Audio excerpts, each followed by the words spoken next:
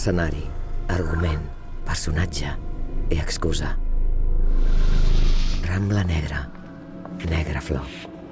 La Rambla com el lloc on vas per veure què passa, que veus, que intueixes, que vius. Rambla negra, BC negra. Deixa't portar. Tots els camins et duran un cop més a la Rambla. Negra.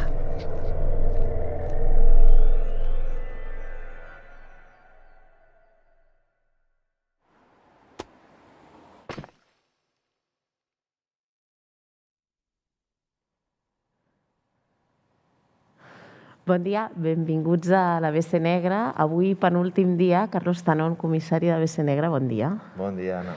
Escolta, això s'acaba, però queden moltes coses encara, eh? Tenim un cap de setmana bastant ple. Sí, matí i tarda tenim aquí doble sessió i fins i tot migdia, que hem volgut no suspendre cap taula i això fa que fem una mena de marató total BC Negra. Sí, ens heu anat seguint, ja sabeu que el leitmotiv d'aquest any era la Rambla Negra, que la intenció del festival era ocupar-la, hi havia molts llocs on s'havien de fer esdeveniments, on s'havien de fer actes. Malauradament al final no ha pogut ser, però el leitmotiv es manté, la voluntat. Sí, sobretot al marge de la Rambla com a argument o com a temàtica del gènere, el que volíem és que la gent tornés a la Rambla, recuperar una mica per això que era per als barcelonins, que una miqueta trobaves la teva vocació cultural o el que t'agradava anar a les Rambles. Jo crec que hem intentat mantenir aquest esperit i aquesta idea i això continua i ara no podem, però en el futur més proper segurament sí que podrem. Hi ha una altra cosa que no s'ha pogut mantenir i és una llàstima, que és que no podem vendre llibres. Nosaltres ho estem fent amb streaming, esperem que en seguiu tot el cap de setmana, però no hi ha llibreries. No. Una de les coses que no podíem fer és tenir la nostra llibreria perquè no volíem que, com els polítics sempre tenen la idea que la gent va en manada corrent a les llibreries. És per això que les tanquen el cap de setmana, eh? Sí, perquè hi havia una gentada. Sí, és horrorós. Molts. De fet, l'únic gènere literari que està protegit és el míting, ara.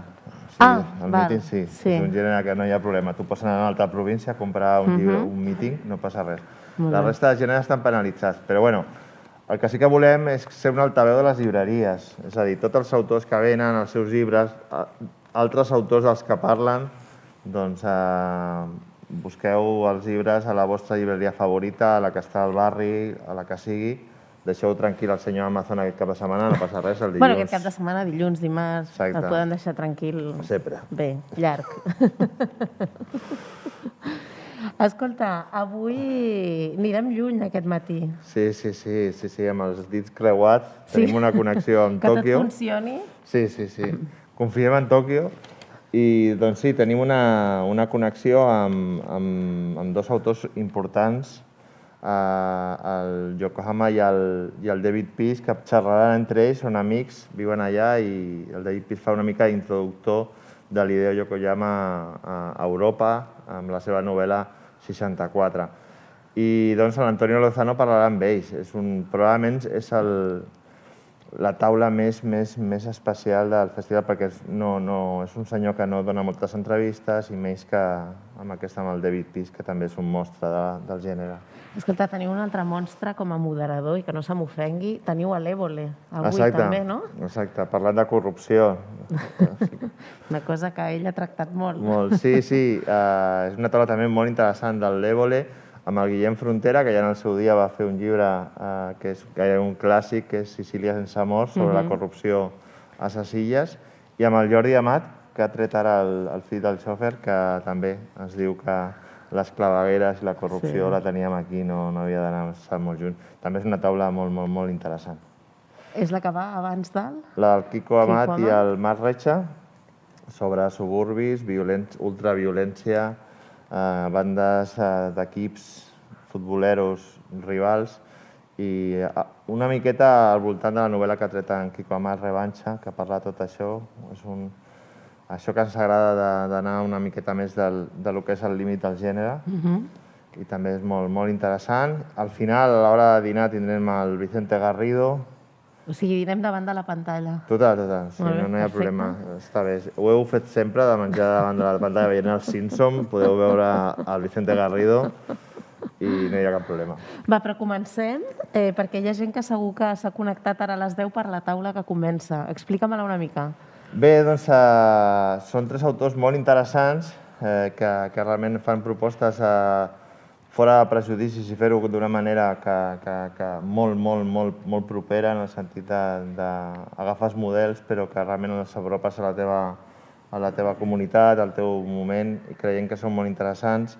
Estarà moderada per un habitual del festival, que és l'escriptor i periodista Matías Nespolo. No pot faltar, no hi ha BC Negre sense el Matías. Sí. Bueno, a vegades li diuen Javier Nespolo, com abans, no hi ha problema, és el mateix. Detrás de la màscara és Javier Nespolo.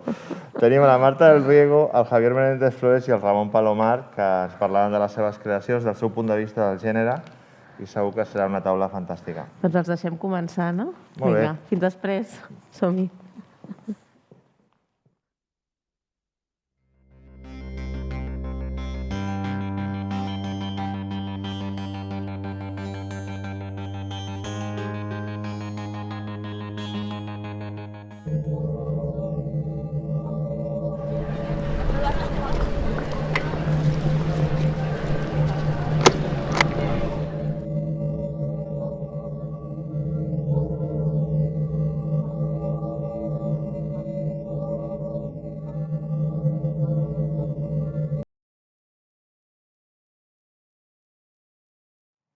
Bueno, buenos días.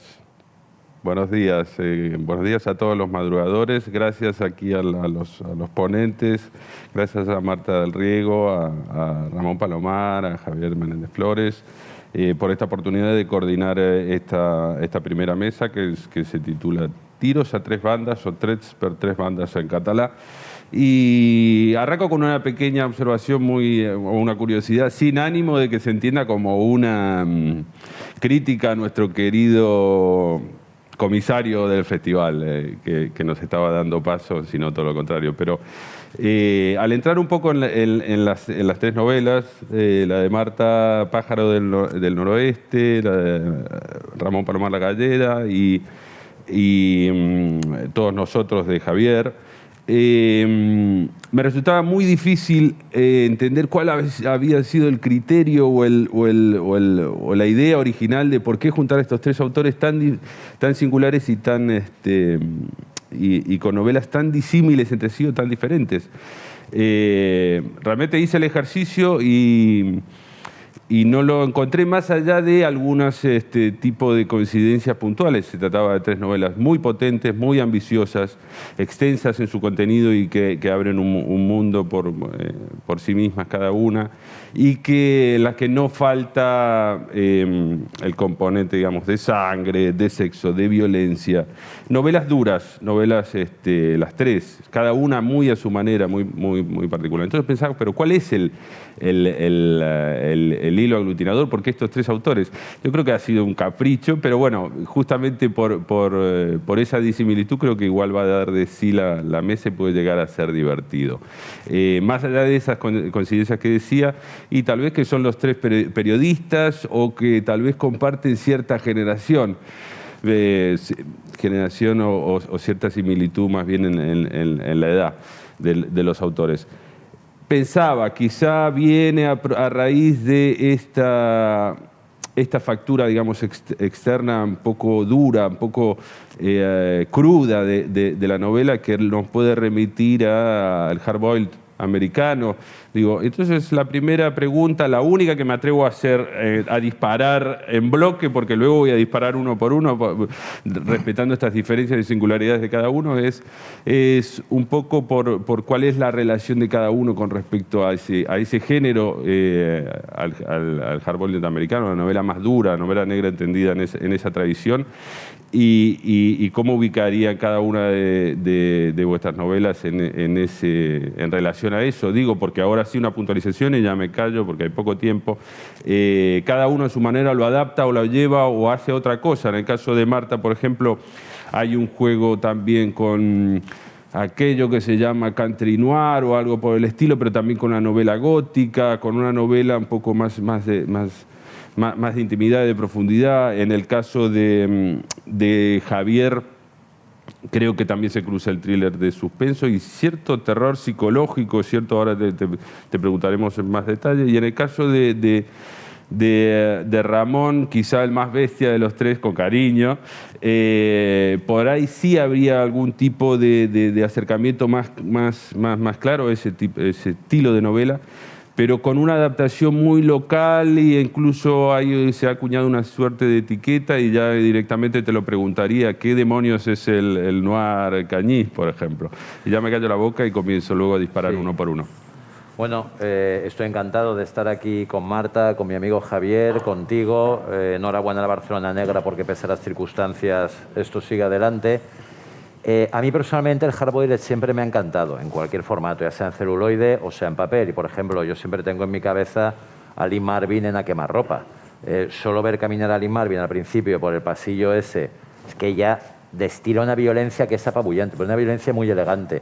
A mí la violencia en la vida real me parece detestable, me repugna y me puede poner a llorar si veo que alguien le hace daño a un pajarito, pero me encantan las coreografías o de Peckinpah en Grupo Salvaje o de John Woo cuando hacía Hardboiled en Hong Kong, o incluso, no deja de ser Hardboiled, esos silencios de Jean-Pierre Melville con Alain Delon y tal, Yves Montand en pleno delirium tremens y todo eso. A mí siempre me ha atraído el género porque es muy potente.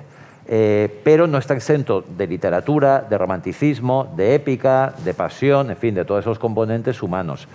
En mi caso, lo que yo quería era traer eso a nuestro territorio, es decir, ¿por qué alucinamos todos con las historias de Barry Gifford en Mobile, en Biloxi, por ahí, tal y cual? Aquí tenemos una materia prima estupenda. Tenemos clanes de kinkis, clanes de gitanos, clanes de Pied Noir que vinieron cuando lo de Argelia, que en la zona de Benidorm además había un racket, había un crimen organizado de extorsión que ya desapareció hace tiempo, que Benidorm era nuestro Las Vegas. Es decir, siempre he intentado romper ese complejo que hemos tenido. En cualquier localidad de nuestro vasto territorio hay un camello y hay gente que se mete drogaína o por la nariz o por donde sea. En cualquier ciudad, los barrios dudosos, no hay ninguna duda de lo que te encuentras en ese barrio. No sé por qué son tan dudosos, porque ya sabes que encuentras prostitución, camelleo, trapicheos. Entonces vamos a traer eso aquí. Vamos a traer eso aquí porque tenemos gente, cuando has salido por la noche, conoces gente que conoce gente, te van presentando. No olvidemos que además que en la península hay miles de kilómetros de costa, que por ahí entran toneladas y toneladas de mandanga que luego se desvía hacia Europa. Entonces, vamos a reivindicar lo nuestro. Yo siempre, sin desmerecer a nadie, me ha parecido que el boom que hubo de nórdicos, yo no lo acabo de entender. Pero si en Suecia, ¿qué matan? ¿A 4 tíos al año? Como mucho, y dices, ¿pero nos hemos vuelto locos? Venga el boom de los nórdicos, que me alegro por las editoriales que han sacado dinero y tal. Pero si aquí tenemos una tradición mangurrina estupendísima, vamos a sacarla. En la gallera, y me callo ya... A mí me interesaba lo de las peleas de gallos. Fijaros que hace solo 2 días, informativo a mediodía de La Sexta, en Dos Hermanas, Andalucía, la Guardia Civil a tiro limpio había detenido a varios delincuentes que venían de robar gallos de pelea, porque un buen gallo de pelea vale un dineral. Entonces yo pensaba, ¿pero por qué nadie se ha fijado en nuestra historia de gallos de pelea? Porque además eso es la metáfora perfecta que simboliza el lumpen. En el lumpen todos quieren ser el gallo del corral. Entonces, los gallos de pelea, yo es una subtrama porque adoro los animalitos y tal, pero dije, joder, es que es un símbolo muy poderoso de todos vivimos una gallera, nos obligan a todos a ser el número 1, que eso es asqueroso, a competir, a salir con los espolones para cargarte al adversario. Y dije, bueno, y la gente no lo sabe, pero yo estoy seguro que aquí cerca de Barcelona hay varias galleras ilegales que son espectaculares. Y en la Comunidad Valenciana y en Madrid, y lo tenemos ahí, y mueven miles y miles de euros. Toda la gente que va, que es aficionada, pues ya sabemos más o menos a lo que se dedica, lleva montañas de oro y dices, pero bueno, ¿cómo no somos capaces de vindicar esto? Por ejemplo, en la novela de Javier, que yo soy un fan absoluto, todos nosotros, ¿qué me gusta a mí? ¿Qué me fascina? La atmósfera que describe, el tardofranquismo, el paso de la poli de antes a los polis de ahora, cómo lo hacen. Y Javier, por ejemplo, y te pido perdón, Marta, pero de aquí salgo y me zambullo en lo tuyo seguro en el viaje de tren de vuelta.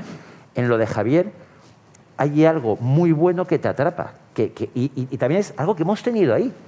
¿Cómo no somos capaces de... ¿Por qué repetimos los patrones de otro lado? No nos tienen que enseñar nada. Señores, venimos de Lope de Vega, de Quevedo, de Valle Inclán, de Azorín, hasta de Blasco Ibáñez. Entonces, de ahí viene lo del noir cañí y un empeño por decir, oiga, Pero es aquí hay personajes absolutamente Para que no tenemos para crímenes los nuestros. Claro, que no tenemos que Claro. inventar nada. Y luego ya, y ahora sí por último, es lo que decía Josep Pla, ya que estamos en Barcelona. Hay dos tipos de literatura, de observación o de imaginación. Yo imaginación tengo poca, pero me encanta observar. Y creo que el deber de todo aquel que empuña el teclado o el boli como un 357 Magnum es observar. En fin, digo yo. Sí.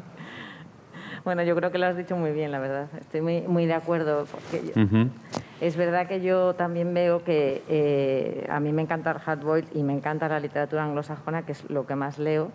Y yo también pensaba, aquí hay muchísimas historias. Claro. Y luego está toda esta parte de violencia. Claro, es verdad que en mis novelas a lo mejor la violencia no es tan explícita hasta que llega un momento en que sí Más que silente. estalla, ¿no?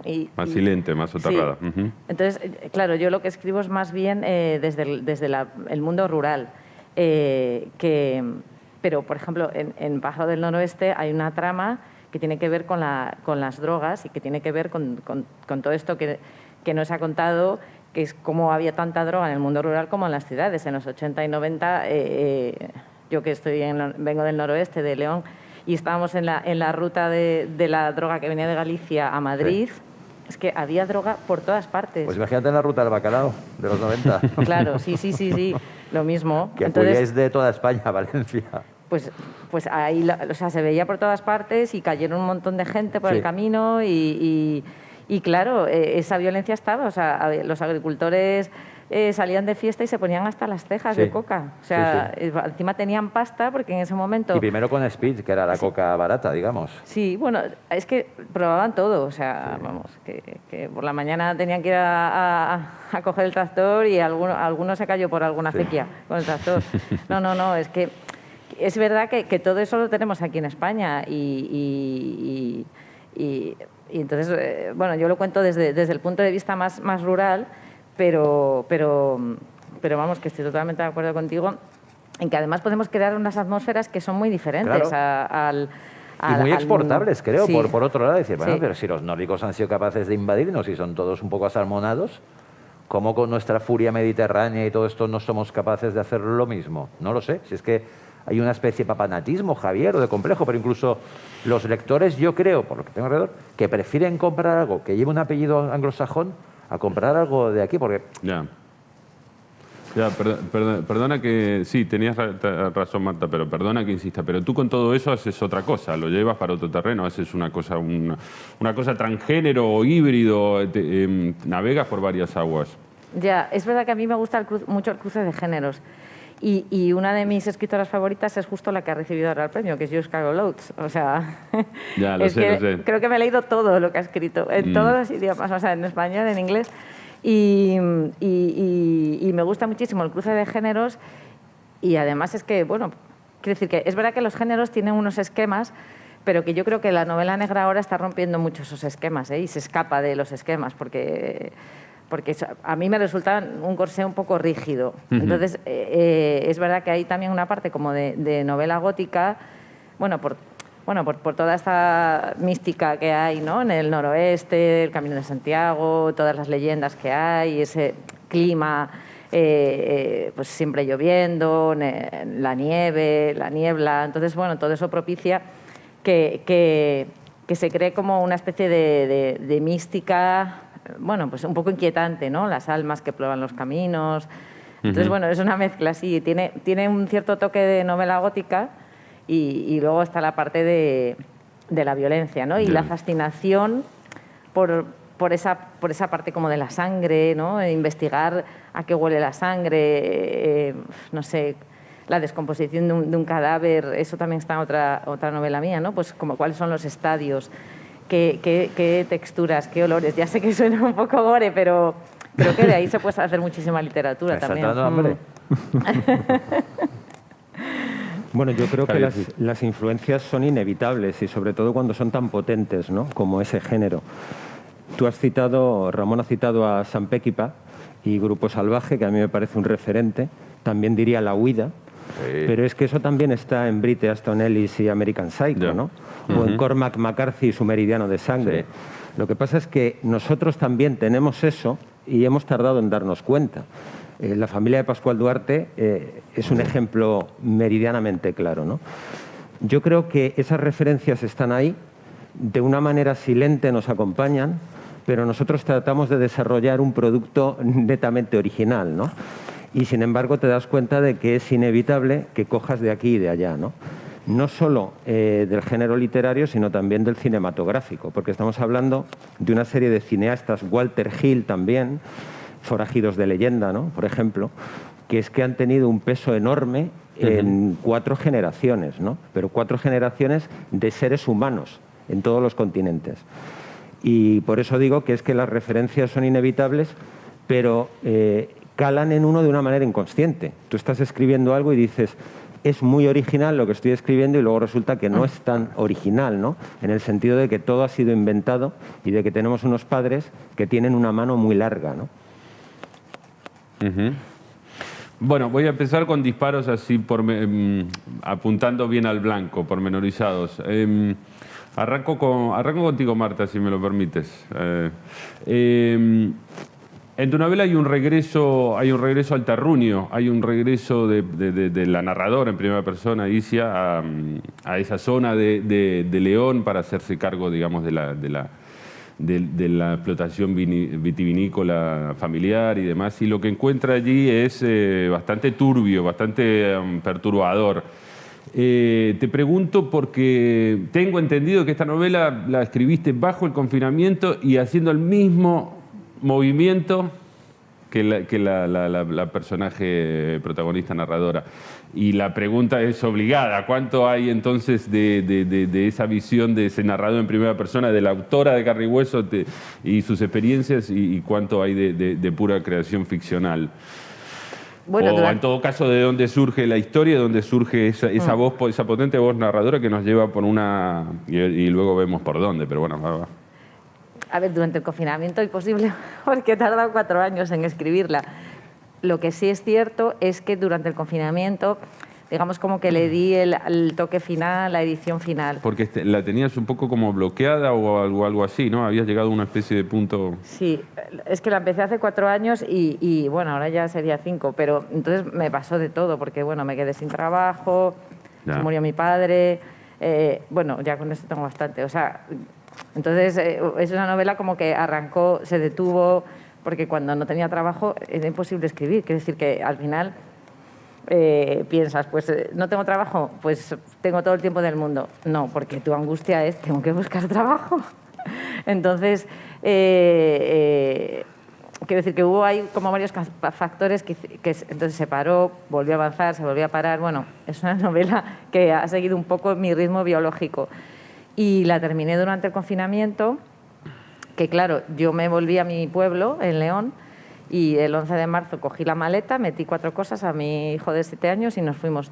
Yo no tenía ni idea que no iba a volver en 6 meses a Madrid. Y entonces, en ese sentido, es un poco premonitoria porque, claro, cuando yo la empecé yo no tenía ni idea de que me iba a pasar lo mismo que a la protagonista, que es que se quedaba sin trabajo y que tenía que volver al pueblo. Entonces, bueno... Yo digo, la próxima novela que escriba me va a dar miedo porque voy a anticiparme a mi propia vida. El poder de Cassandra, digamos, el poder anticipatorio de la literatura, adivinatorio. Sí. Perdón. Y bueno, entonces es verdad que siempre vuelcas un poco de tu propia experiencia en las novelas, ¿no? Pero bueno, o sea, lo que sí que retrato es el ambiente que conozco, el ambiente del campo, el ambiente de los agricultores, la violencia que hay ahí también, porque esto de volver al campo no es... idílico, ni mucho menos. Ni mucho menos. Y entonces, si tú vuelves al pueblo, es como que has perdido la batalla, ¿no? O sea, que vuelves como derrotado. Así se veía antes, ¿no? Entonces, volver, enfrentarte además a un mundo de hombres que es el mundo de la agricultura y un mundo y además el mundo del vino también es un mundo muy masculino, aunque es verdad que está cambiando y cada vez hay más mujeres, pero que la protagonista se tiene que enfrentar a todo eso, ¿no? A todos esos prejuicios. Entonces tiene que hacerse un hueco en un mundo muy masculino y me gustaba mucho esa idea. Es verdad que es una de mis obsesiones y que en todas mis novelas hay esa especie como de regreso de alguna manera al campo. Y también en todas hay mucha violencia porque creo que la violencia está dentro de nosotros y a veces, o sea, dentro de cualquier persona. Y hasta que no llegas a un momento límite no sabes cómo va a reaccionar esa persona, ¿no? Que puede reaccionar pues con mucha violencia y me gusta explorar eso, la verdad. Me gusta explorar eso. Y también hay un proceso de locura en uno de los personajes, ¿no? Y también ese descalabro de la mente y cómo eso también te puede llevar a los actos violentos, me gustaba esa exploración. En tu caso, Javier, también me hacía un poco la misma pregunta, porque bueno, la novela comienza con una escena muy truculenta ambientada en Madrid en 1981, años de la transición, y ahora te pregunto por eso, pero una pregunta previa rápida. Una muchacha atropellada que está desnuda y que hace días que está desaparecida, etcétera, y eso es una serie de crímenes o secuestros, no voy a hacer spoiler ni mucho menos, pero me preguntaba si trabajaste con algún caso real, con algo, te has documentado, cuál fue la fuente de inspiración. Y la pregunta tampoco es inocente en tu caso porque, si no me equivoco, hace un par de años, o creo que fue 2018, fuiste finalista del Rodolfo Walsh de no ficción en la Semana Negra de Gijón por un con trabajo el hombre que no fui. de no ficción junto con Melchor Miralles sobre los crímenes de Urquijo y demás. Bueno, la historia criminal de mi novela es pura ficción. No me documenté en ese sentido, brotó de mi imaginación y lo que sí que busqué fue un escenario, un trasfondo que fuera real. Y pensé que el último tramo de la transición, que es donde arranca la primera parte de mi novela, en el año 1981, meses después de la intentona golpista, era un momento histórico en el que pasaban muchas cosas, salíamos del largo túnel de la dictadura, empezábamos a ver la luz, los años 80 fueron una larga primavera y España, y en concreto Madrid, era un territorio muy salvaje, muy naif y sobre todo en el que pasaban muchísimas cosas y pasaban de noche en los bares de copas. Y yo quise retratar aquellos años que se han contado mucho en ensayos, porque hay incontables ensayos sobre la transición, pero no en novela negra. Y me pareció que ese era un buen escenario para situar una historia, y con esto entronco un poco con lo que decíamos antes, ¿no? Gente sin complejos. Creo que tenemos que escribir y reivindicar de lo que tenemos a mano. Aquí hay mucho bestia, hay psicópatas, los ha habido siempre. En los años 70, por ejemplo, el cine kinky retrata muy bien, el Hoy de la Iglesia, la ferocidad de las calles, pero creo que en los 80 eso se suavizó. Y sin embargo, creo que ese caldo de cultivo existía y prueba de ello es esta novela, ¿no? Estupendo. Así pim pam vamos muy bien, como si fuera un ping pong de preguntas y respuestas. Ramón, la pregunta es muy simple, pero igual es una pequeña introducción previa. Tenemos a un sicario con la cara llena de cicatrices, que dicen mucho esas cicatrices. Tenemos a un sargento legionario que oficia como de capo mafia. Tenemos a un gallero que es el personaje tal vez más positivo, don Basilio, ¿no? Un gallero, pero se dedica a eso, a reuniones de gallos. Tenemos un traficante llamado Willy Ramos, y ahí hay también una coña. Tenemos a un policía corrupto que está buscando venganza, ¿sí? Santiago Esquemas. Tenemos al rubio, personaje también inquietante, un heredero del tráfico en toda la zona del Levante y demás. La pregunta es, por supuesto, todos unos canallas de mucho cuidado y unas piezas, unos tipos estupendos, deliciosos, y para no mencionar a la femme fatal, ¿no? Casi siliconada. Sacramento arrogante. Los nombres son geniales. La pregunta es puntual, disparo rápido. ¿De dónde demonios sacas estos personajes? Y la pregunta viene además porque creo que comentabas en alguna entrevista o comentabas en alguna presentación que no te inventas nada, que a propósito de esta diferenciación que hacías los escritores de plano, de observación y imaginación. Yo soy puramente de observación. Digo, ¿pero de dónde conoces esos personajes? Estas piezas. Pues mira, tengo la enorme suerte de uno de mis mejores amigos es un abogado penalista muy conocido. Y es el que me presenta a toda esta gente y me lleva a determinados ambientes y me sirve de pasaporte pues para poder acceder a territorios en los cuales yo normalmente no podría acceder. Y entonces, gracias a este amigo, con el rubio he tenido la ocasión de cenar y de comer varias veces, que se convirtió en uno de los grandes traficantes de la Comunidad Valenciana y de todo el este de España. Cuando ya conoces un personaje así, ellos mismos te van empezando a presentar a otros, porque se mueven en los mismos ambientes. Luego, como yo, mi infancia es tangerina, viví en Tánger desde los 4 hasta los 11 años, aunque era pequeñito, pero recuerdo que nos comimos allí la Marcha Verde y la muerte de Franco, desde la visión pequeña. Entonces, siempre me ha quedado el toque ese moruno.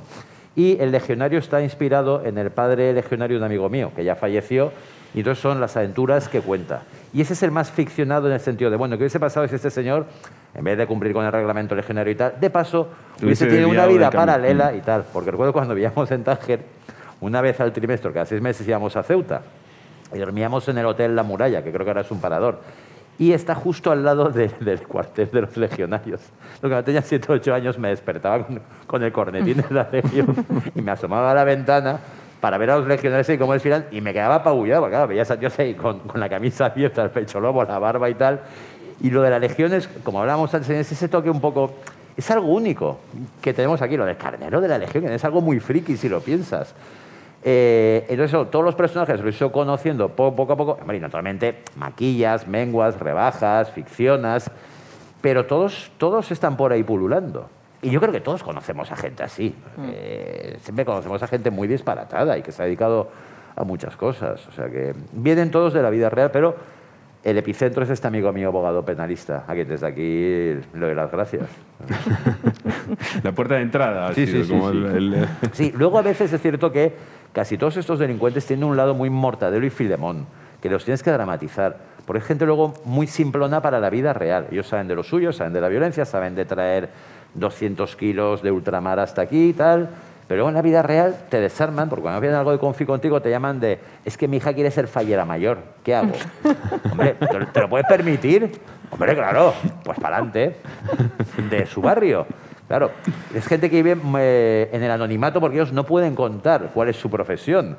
Pero entonces luego van muy desarmados en los códigos de la vida normal, son como unos niños de 7 años que tienes que ir explicando las cosas. Genial. Marta, ahora dudo de hacerte una pregunta. Sí, dime. Que me hace gracia, o sea, esto que dices, que has dicho tú también, ¿no? Que tenemos aquí unos tipos muy bestias, psicópatas, y no, por supuesto. Y entonces recuerdo, me estaba acordando de conversaciones que he tenido en mi casa muchas veces con mi padre y mis hermanos, hablando de las diferencias entre gitanos, kinkis y mercheros, sí. De, Está muy marcado, de los que había en mi pueblo. Sí. ¿No? Y entonces, hablando, ¿por qué este es kinky o este es merchero? Este es no sé qué. Y entonces, ahora que lo estaba pensando, estas conversaciones tan surrealistas de sobremesa, de diciendo personas del pueblo, si eran kinky, si eran mercheros o eran gitanos. Bueno, el kinky es una evolución del merchero. Sí. O una involución, si quieres, ¿no? Era de los de la quincalla, creo. Sí, que exacto. la quincalla. Sí. Es decir, que a mí también me hacen gracia los rednecks de Alabama y de Mississippi y de Missouri y todo eso. Pero decir, joder, pero es que fíjate, solo en ese tramo, todo lo que tenemos. No, claro. Sí, que hay un ecosistema, ¿no? Lumpen, ecosistema interesantísimo. Un microcosmos muy interesante. Está más rico que... Y si nos vamos al lado de la policía, claro. Sí. Claro, encima tenemos Guardia Civil, policía... Bueno, en aquellos años fue célebre la mafia policial, ¿no? Claro. El caso Nani fue el más relevante. Una serie de inspectores de policía, no solo de Madrid, de la Brigada Regional de Policía Judicial de Madrid, sino también del País Vasco y de Cantabria.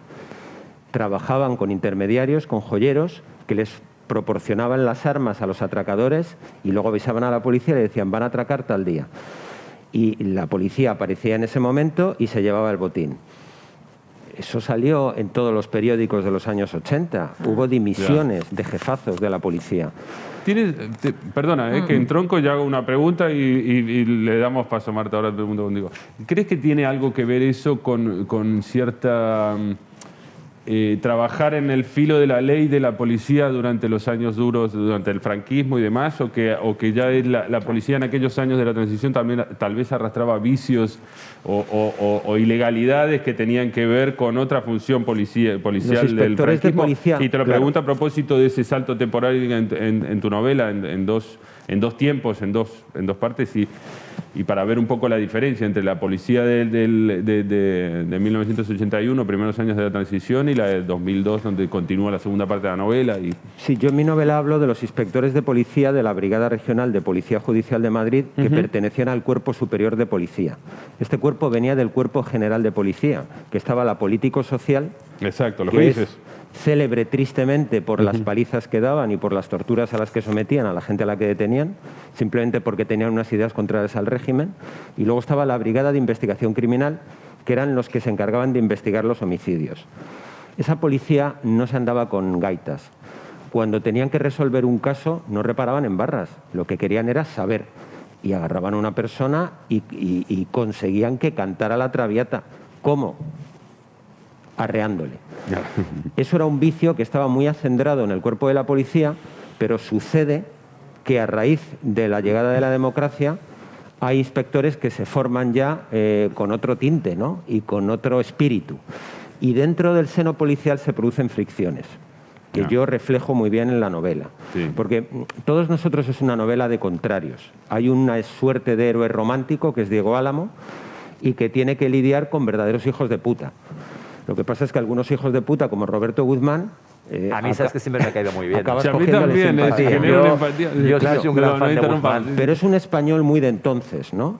Un machista, un tipo expeditivo, que de pronto da con un idealista, con un chaval con vocación, que eso es lo que lo salva, ¿no? Porque al final la vocación, yo creo que un médico debería exigírsele que tuviera vocación, ¿no? O una enfermera. Yo entiendo que un camarero no la tenga. Y en el caso de la policía pasa lo mismo. Al final, en la nota final del libro, yo digo que todos nosotros es un elogio del policía vocacional. Ya. Porque creo que hay que reivindicar eso. Es decir, los policías que ganan, son funcionarios, que ganan un sueldo de 2.000 y pico euros, que se juegan la vida, que el que está en estupas está sin ver a su mujer y a sus hijos recién nacidos, pues durante meses y años. ¿Y todo por qué? Por amor al arte, qué duda cabe. Ya. Porque esta policía no tiene nada que ver con aquella policía corrupta que sí que se llenaba los bolsillos, se compraban chalés en La Moraleja y que cayeron todos como moscas, ¿no? No, estos policías son chicos que han entrado en el cuerpo porque, no sé, a lo mejor veían Starsky y Hutch u otras series de televisión Y de vocación y cero. se quedaron con la mítica, con el lado bueno, ¿no? El del policía que trata de que vivamos en un mundo más amable y menos peligroso. Marta, ahora sí, ya se nos va acabando el tiempo. Esto es Oye, qué terrible. pena, Cuando ¿no? el tiempo vuela cuando uno Sí. llega. Ahora que ha empezado la fiesta. Qué Ya, ahora que pena. nos empezamos a meter en tema. Rápidamente, a propósito de una cita de nuestra querida flamante premio Pepe Carvalho, que tú utilizas, los paisajes también cuentan historias. ¿Cuál es la historia que te fue a contar esa historia? Esa España vaciada, que es la España rural, la que fuiste a buscar, y sobre todo por algo que mencionabas antes, muy rápidamente lo dejo caer para darte el pie. ¿Cuál es el lugar de la mujer en ese mundo tan masculino como es el mundo del vino, como es el mundo rural, y con esa violencia callada, soterrada? Porque tus mujeres son duras, son fuertes, son mujeres de arma a tomar también. Sí. Bueno, hay un pasaje del libro que es verdad que la protagonista piensa que eso sí que es algo que pienso yo, que las mujeres en el mundo rural han trabajado siempre, tanto como los hombres, además tenían que cuidar la casa, además tenían que parir los hijos, pero vamos, literal, en el campo, o sea, y nunca se les ha reconocido, y de hecho yo lo he visto en mi familia, o sea, de agricultores, que los hombres cobraron una pensión cuando se jubilaban y ellas nunca cobraban nada, y es que no se jubilaban jamás, o sea, trabajaban hasta el último minuto. Y entonces es verdad que es el papel de la mujer ahí hasta ahora ha estado muy, o sea, era como un ser inexistente.